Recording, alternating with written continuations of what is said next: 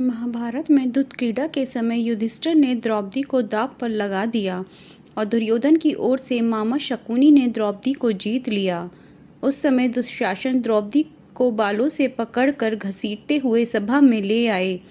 जब वहां द्रौपदी का अपमान हो रहा था, तब भीष्म पितामह, द्रोणाचार्य और विदुर जैसे न्यायकर्ता और महान लोग भी बैठे थे, लेकिन वहां मौजूद सभी बड़े दिग्गज मुंह झुकाए बैठे रह गए।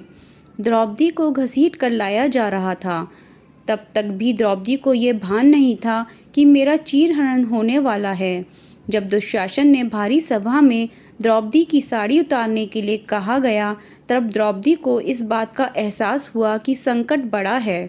उस वक्त उनने अपने सबसे प्रिय सखा भगवान श्री कृष्ण का नाम पुकारा, हरि हरि अभय कृष्णा अभयम। उद्धव गीता या उद्धव भागवत में श्री कृष्ण के सखा उद्धव उनसे इस संबंध में कई सवाल करते हैं। श्री कृष्ण उद्धव कहते हैं, हे कृष्ण, आप पांडवों के आत्मीय प्रिय मित्र थे। आज़ाद बांधव के रूप में उन्होंने सदा आप पर पूरा भरोसा किया। कृष्ण, आप महान ज्ञानी हैं। आप भूत, वर्तमान व भविष्य के ज्ञाता हैं, किंतु आपने सच्चे मित्र की जो परिभाषा दी है, क्या आपको नहीं लगता कि आपने उस परिभाषा के अनुसार कार्य नहीं किया? आपने धर्मराज युधिष्ठिर को जुआ खेलने से क्यों नहीं रोका? चलो ठीक है कि आपने उन्हें नहीं रोका, लेकिन आपने भाग्य को भी धर्मराज के पक्ष में नहीं मोड़ा। आप चाहते तो युधिष्ठिर जीत सकते थे। आप कम से कम उन्हें धन, राज्य और यहाँ तक कि खुद को हारने के बाद तो रोक सकते थे। उसके बाद जब उन्होंने अपने भाइयों को दांव पर लगाना शुरू किया, तब तो आप सभा कक्ष में पहुंच सकते थे। आपने वह भी नहीं किया। उसके बाद जब दुर्योधन ने पांडवों को सदैव अच्छी किस्मत वाला बताते हुए द्रौपदी को दांव पर लगाने को प्रेरित किया और जीतने पर हारा हुआ सब कुछ वापस कर देने का लालच दिया, कम से कम तब तो आप हस्तक्षेप कर ही सकते थे। अपनी दिव्य शक्ति के द्वारा आप पासे धर्मराज के अनुकूल कर सकते थे।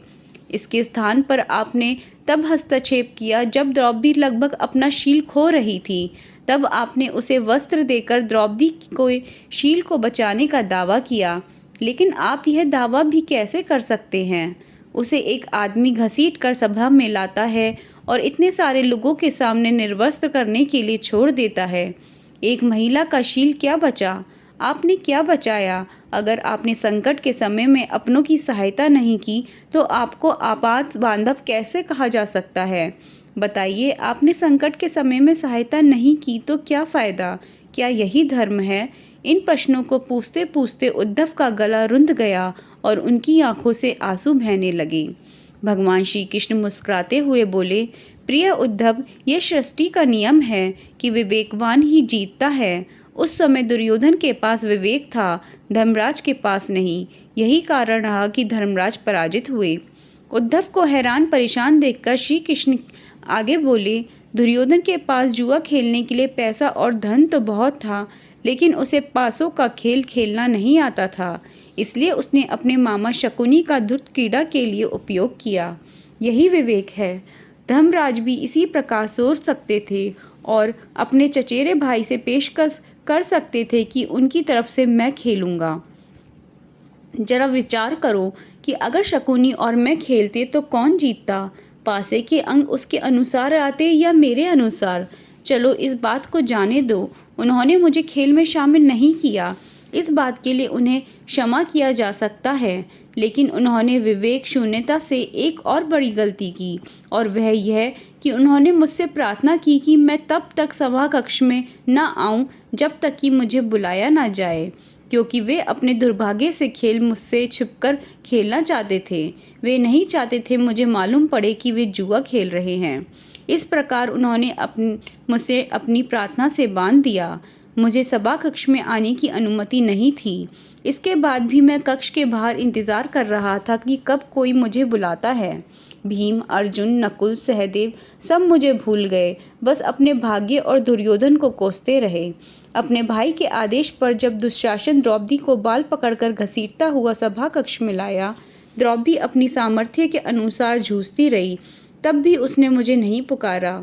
उसकी बुद्धि तब जागृत हुई जब दुशासन ने उसे निर्वस्त्र करना प्रारंभ किया। जब उसने स्वयं पर निर्भरता छोड़कर हरि हरि अभयम कृष्णा अभयम की गुहार लगाई, तब मुझे उसकी शील की रक्षा का अवसर मिला। जैसे ही मुझे पुकारा गया, मैं अविलंब पहुंच गया। अब इस स्थिति में मेरी गलती बताओ। उद्धव बोले, कहना, आपका स्पष्टीकरण प्रभावशाली अवश्य है, किंतु मुझे पूर्ण संतुष्टि नहीं हुई। क्या मैं एक और प्रश्न पूछ सकता हूँ?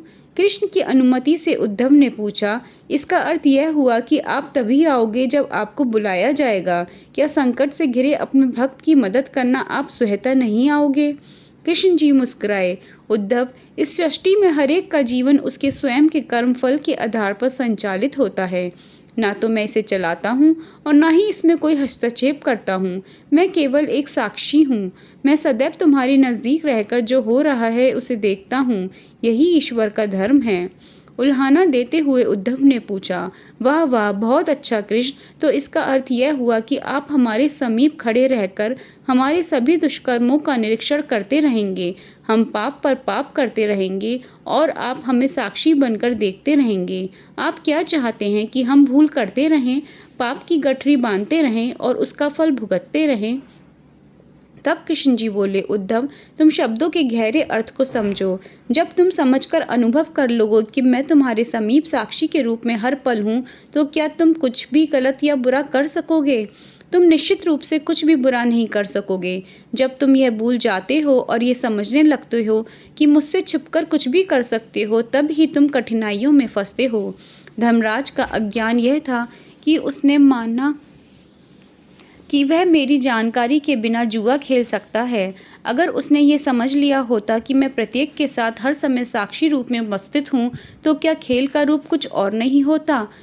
उद्धव मंत्रमुग्ध हो गए और बोले, प्रभु, कितना गहरा दर्शन है, कितना महान सत्य।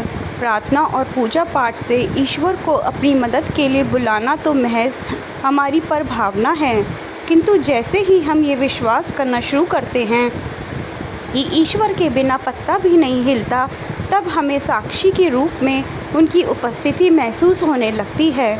गड़बड़ तब होती है जब हम इसे भूलकर सांसारिकता में डूब जाते हैं।